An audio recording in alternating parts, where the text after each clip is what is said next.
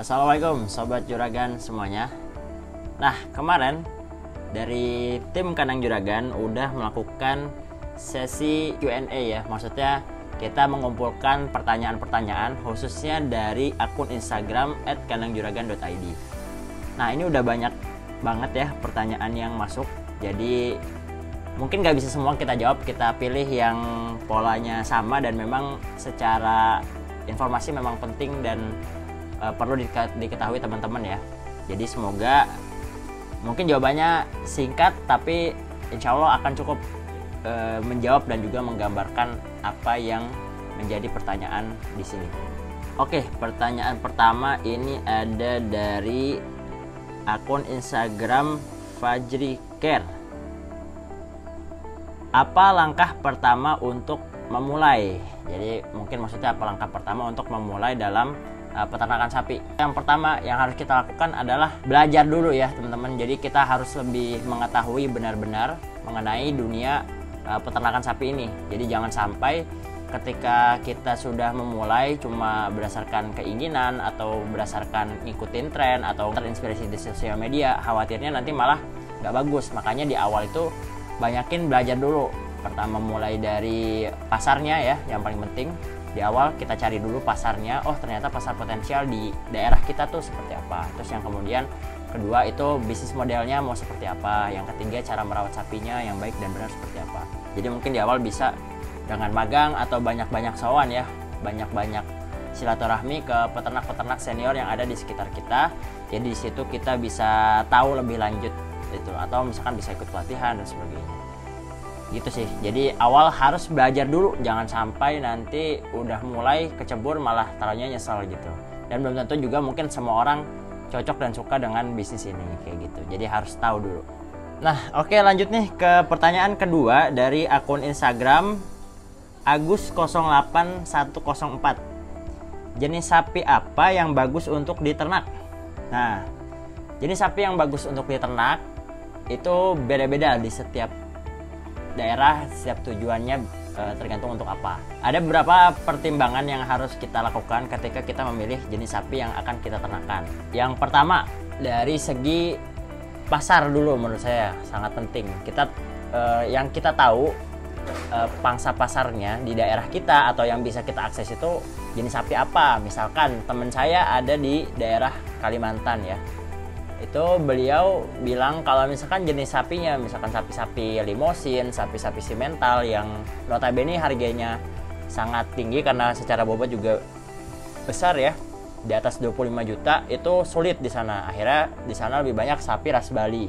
Nah, terus misalkan di Kandang Juragan penggemukan sapinya sapi pegon dan sapi limosin karena di sini cukup banyak. Yang kedua, peruntukannya. Nah, peruntukannya untuk apa? Misalkan untuk trading aja, misalkan kita trading Idul Adha, misal contoh ya. Ya kemarin kita mendatangkan sapi Bali, tapi itu dirawat cuma sebentar aja dan langsung kita jual. Kenapa kita milih sapi Bali? Karena harganya lebih terjangkau, bisa sesuai dengan market yang ada di sekitar sini. Beda lagi kalau untuk tujuannya digemukan. Nah, kalau tujuannya digemukan, memilih sapi lokal seperti sapi Bali, sapi Madura itu nggak tepat karena secara pertumbuhan juga tidak bagus. Jadi pertimbangannya di arah sana ya. Pertama dari segi pasarnya, yang kedua dari segi peruntukannya untuk apa kayak gitu. Kita lanjut pertanyaan yang ketiga dari Susan ya nama akunnya ya, dari GFRNQY.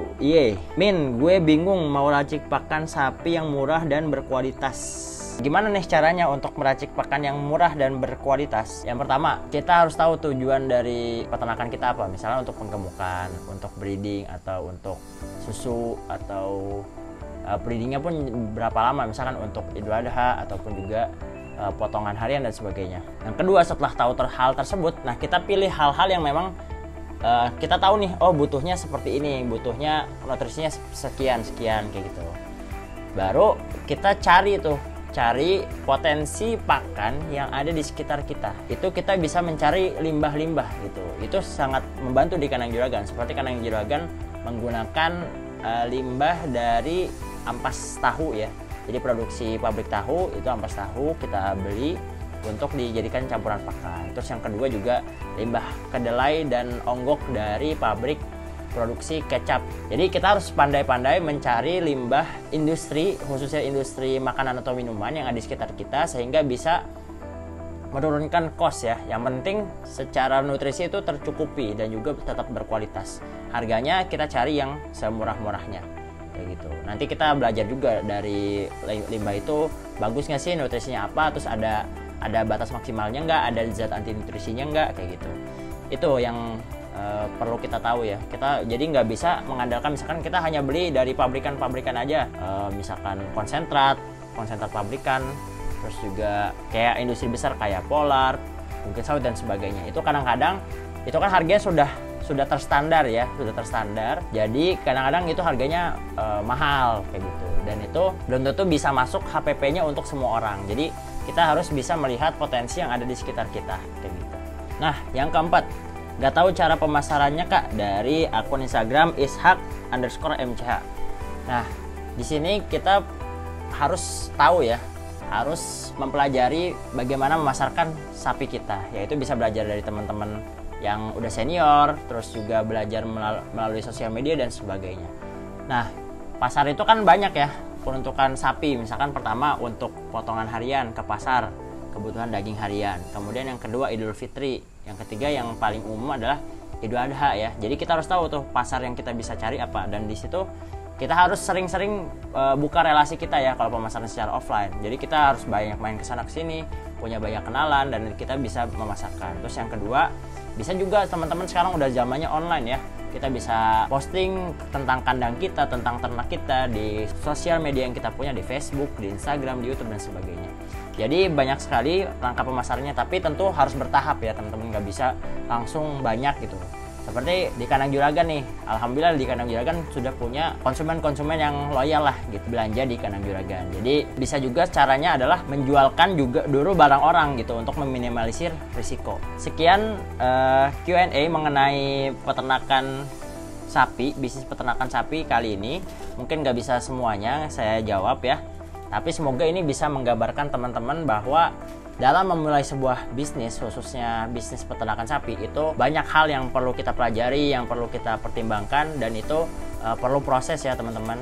Jadi untuk kita bisa mencapai titik tersebut, ada langkah-langkah yang harus kita jalani. Maka dari itu ya teman-teman, salah satu solusi yang kandang juragan tawarkan juga adalah ayo kita bisnis bareng nih, bisnis bareng melalui program investasi penggemukan sapi di kandang juragan. Nah, ini modalnya relatif kecil untuk memulai sebuah bisnis peternakan sapi, tapi risikonya juga jauh lebih kecil karena sudah didampingi oleh tim kandang juragan yang memang sudah berpengalaman dan juga profesional dalam peternakan sapi. Tapi rilisnya nanti ya ditunggu di hari Sabtu ini. Terima kasih atas perhatiannya, sampai bertemu pada video berikutnya. Wassalamualaikum warahmatullahi wabarakatuh.